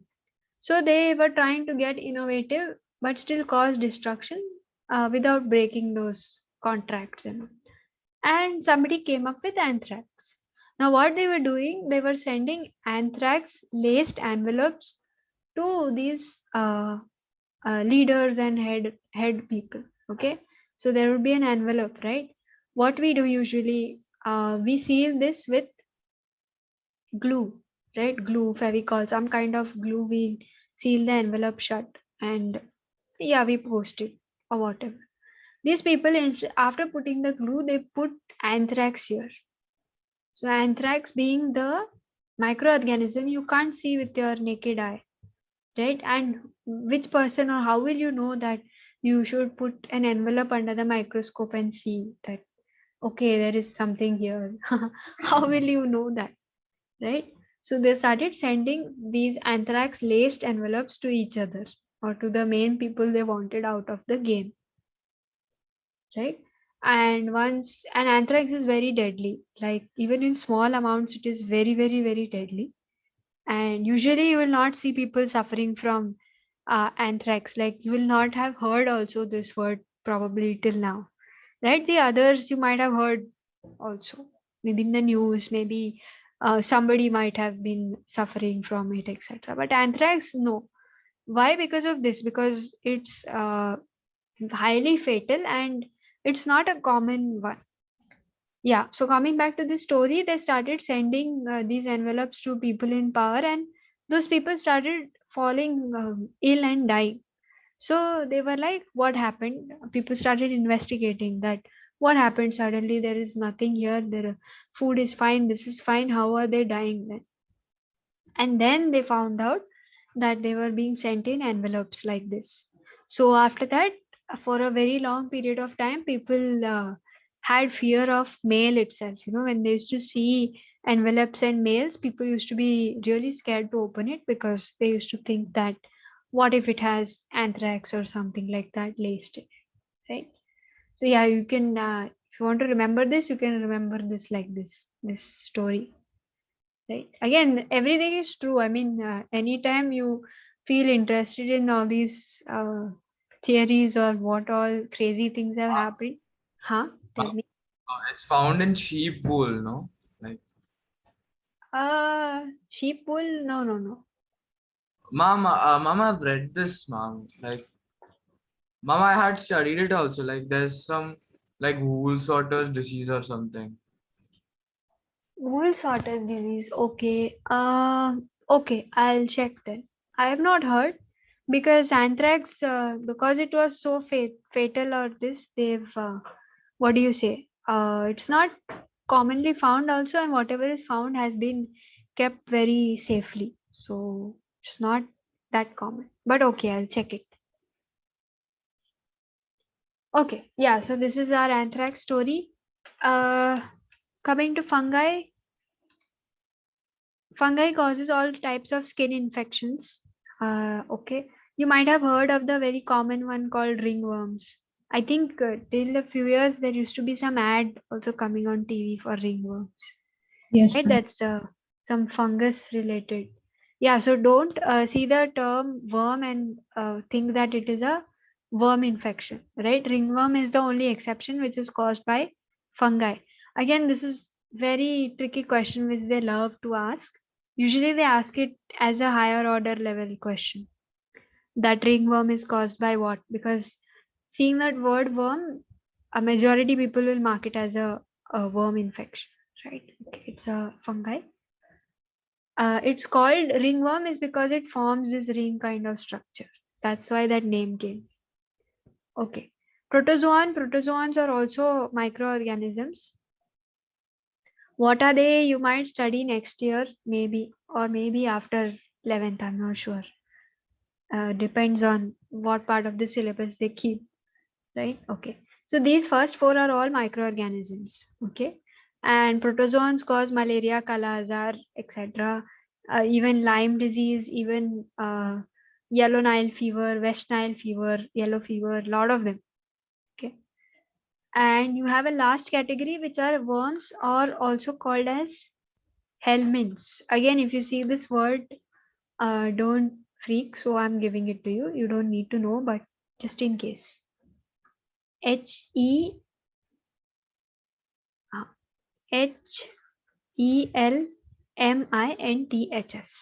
Helminths.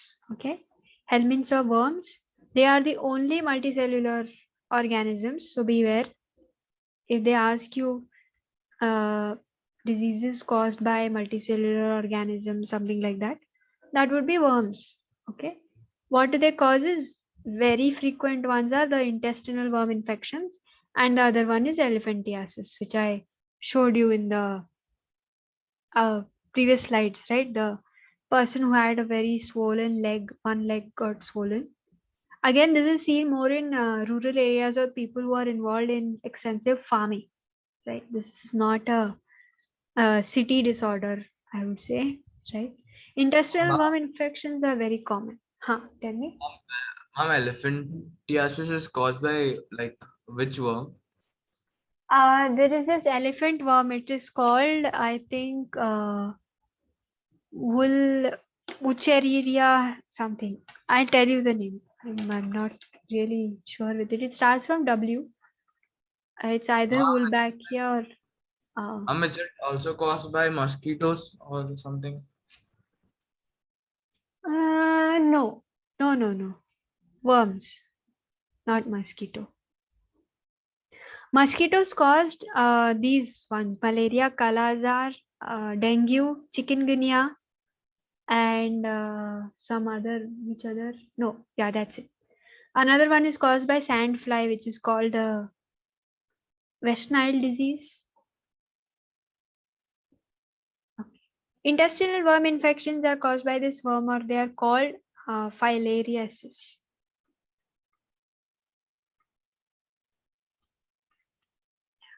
Most common worms which cause infections are tapeworms and roundworms.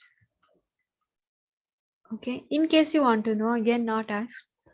These are the very commonly found worms, right? And yeah, most of the times people have, in fact, in for kids, I mean, again, kids below 5 years uh, or in that range, 5 to 7 year range, sometimes they are given this worm medicine, right? Because uh, it is frequently prescribed. What I'm trying to say is this is really common among all of these. Only anthrax is like rare. Kala-azar is seen only in desert areas. Elephantiasis rural areas. All the others are very very common, right?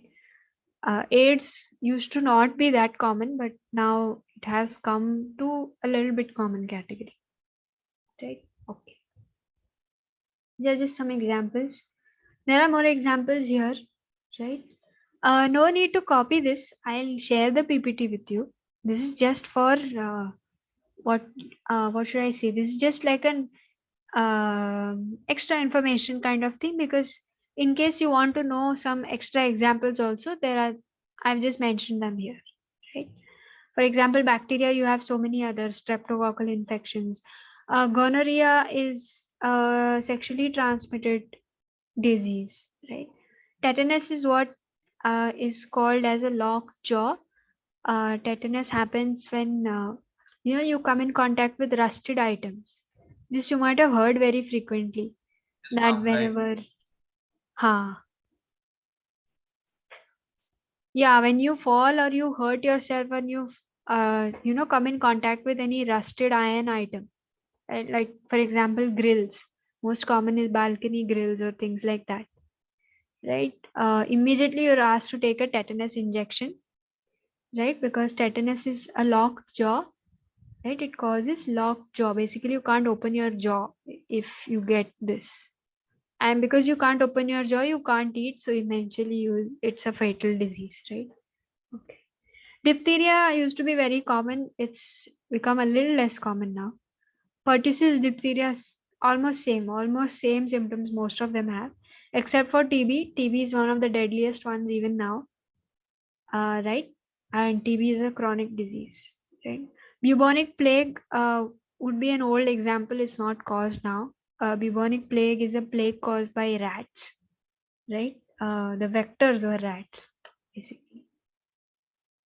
Virus, you have lots. You can add COVID to the list, right? All COVID variants to the list, right? AIDS, influenza, herpes, hepatitis, common cold, polio, right? Polio, polio used to be quite deadly up to 2000s, but because we've launched so many intensive vaccination drives, etc., majority of the people are vaccinated against polio, or they've been given preventive measures, so the cases have come down very drastically, right? Polio used to be deadly because at least the person used to lose functions in at least one leg, sometimes both also. Right? Measles, mumps, and rubella. This is they have clubbed it together because you get MMR as the vaccine. You get these three clubbed as vaccine. So most of these, whichever I'm saying, vaccines are there. Most of you are, I mean, all of you might have got it as kids, right? Because it's a compulsory one, which every child is given. MMR vaccines, given diphtheria vaccines, tetanus, polio, right? So Even if you are not aware, when you must have been very tiny, you must have been given all these vaccines, right? Okay, some examples of fungi are also here. Ringworm is here, right? I gave you example. Protozoa again. No need to remember, not asked. Okay, but yeah, if you want to know. Helminths, like I said, helminths are nothing but worms. Okay, most common one is here. Filariasis or elephantiasis, ascariasis. It's caused by the tapeworm. Okay, and yeah, this is the table. What is infectious versus non-infectious? We've discussed all this, so I'm not reading it again. Anyway, I'll be giving you the PPT tomorrow, right? So you can read it again. Yeah, communicable diseases. I'll just show you that video. Before that, we can talk of this. Spread of infectious diseases. They are caused by various roots, right? So these are some of the roots: air, food, and water, right? Airborne diseases would be common cold, influenza, measles, TB. You can add COVID to the list. COVID is also transmitted via air, right? Air and contact, it's both. Food and water, there are another examples: cholera, typhoid, hepatitis, right? In fact, cholera became, there was a huge outbreak of cholera because of this reason, right? Because the water supply was shared, which is why we had a huge cholera outbreak again in the 1900s somewhere, not after 2000s, right? Contact, yeah, when you come in contact with infected people, right? Air and contact little overlap, right? You can add common cold to contact also, right? Mostly fungal infections are contracted. Even something like lice. Uh,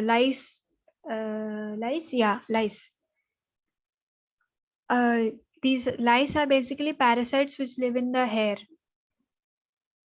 Uh, the same version are seen in animals which are called as ticks, but in humans it is lice.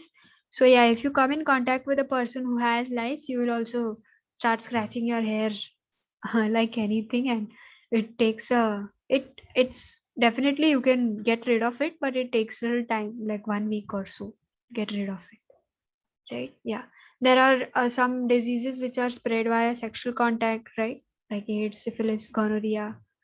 Then you have some diseases caused by body fluids, right? Main one would be AIDS, right? Which is why it is very important to ensure that, whenever you're taking anything via needles, right? You never share needles. Which needle? It's not the apna sewing needle, it is the injection needle, okay? Yeah. So when this used to happen because earlier people used to not take a fresh syringe every time people were, you know, taking out blood in hospitals, or giving something in the hospital, whatever. For whatever purpose they were using the syringe, they were not really taking a fresh one, which is how unknowingly this spread a bit, right? So now it is a practice, it is a common practice, and whenever, I mean, you should also be aware of it. So whenever you are involved with anything uh, regarding a syringe, suppose you've been given an injection, or you've been take somebody is taking your blood for a blood test or whatever reason, ensure that the syringe is freshly packed, or newly opened. Ensure that it is taken out from a sealed pack. Always make sure of this. Okay. Yeah. Important. Yeah. These are some of the ways infectious diseases are spread. Right. Yeah. And then you have vectors. For vectors, I have one nice thing for you. Do you know who this is? From where is he from?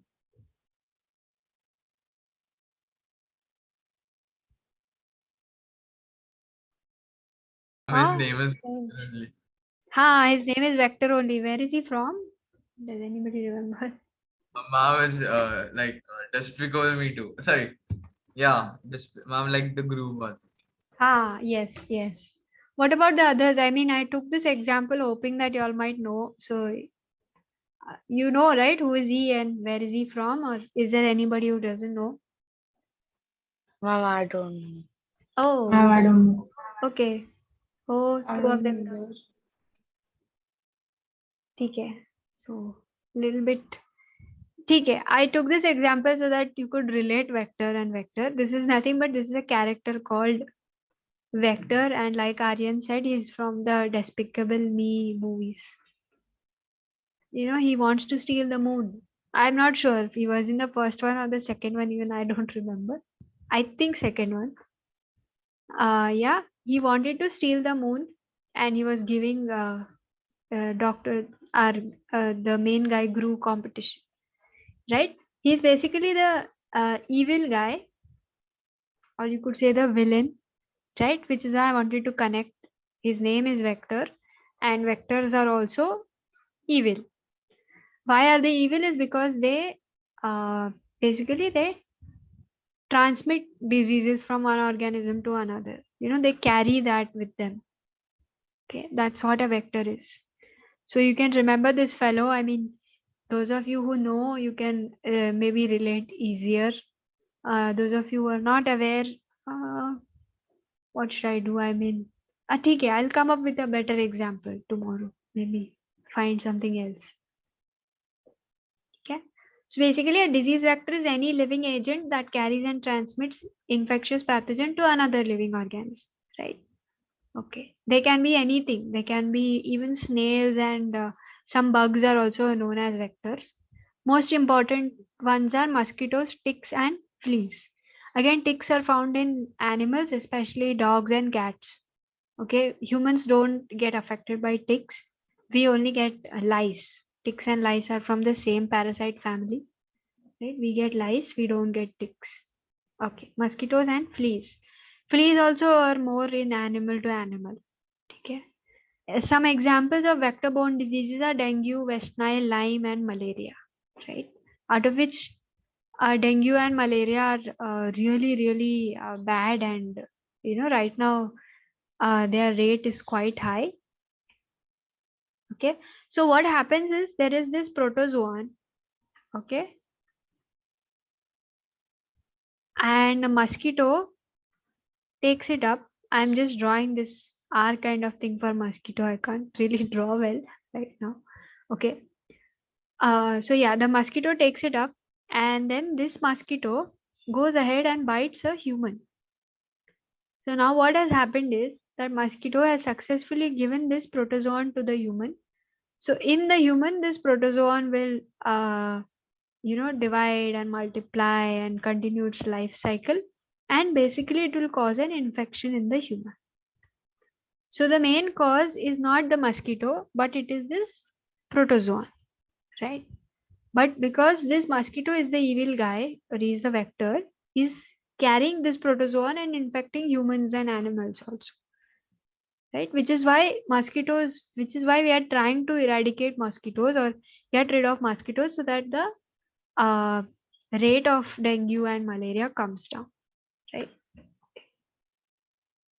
I am not sure if you've heard in the news or you've seen the latest updates, but they are finally rolling out vaccines for dengue and malaria. Like at least malaria, they had successfully developed, and it has been approved. So they are trying to ship it to South Africa and first give it to all the South African countries first, right? And yeah, India is also working. The Serum Institute of India is working on creating anti-malarial vaccines, right? So that prevention itself, you will not get malaria, right? Okay. Yeah.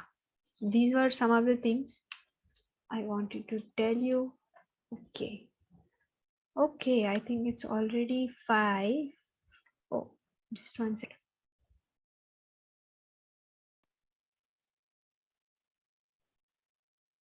Okay. Since it's already 5, what I'll do is I will maybe show you the YouTube videos tomorrow. Is that okay? Should we do that? Yes, ma'am. No? Okay. We'll see videos tomorrow. There are a lot of interesting ones. Okay, it's not pertaining to just the chapter. That is little bit over and beyond the chapter. Like one is how smallpox was eradicated. It's very interesting. You know, smallpox is the first and the only disease to be completely eradicated, right? How did they go about it? And these are all like 2-3 minute videos, not huge explanations, right? What are parasites? What is TB? How is virus, etc.? All these things. So this is just for you to, I mean, to create an interest in you regarding all these fields. So if you feel that this is interesting, later on you can pursue this as your, you can do your studies in this field. Is what I'm trying to say. There is a complete field dedicated to just virus, which is called virology, right? There is a complete field dedicated to just immunity, immunology, right? And these are complete undergraduate courses in itself, right? So for example, if you see all this and you feel that yes, I would like to be a person who studies viruses and find something or regarding this, so this is just for that I've added these. So yeah, if tomorrow if you feel that maybe we should solve more questions and not see this, I'll just send it to you so you can see it later. Okay, this is for your interest. Okay, ठीक है. Okay then, so tomorrow we'll do the remaining chapter and I'll find out the questions which we can solve and then we'll finish that. Okay. In your exam only this chapter is coming, right? No other chapter for bio at least. No, ma'am. No, ma'am. ठीक है, cool. So we'll be done tomorrow. Okay, see you all tomorrow. Bye bye. Bye, ma'am. Thank you. Thank you, ma'am. Bye, ma'am. Thank you. Bye, ma'am. Thank you.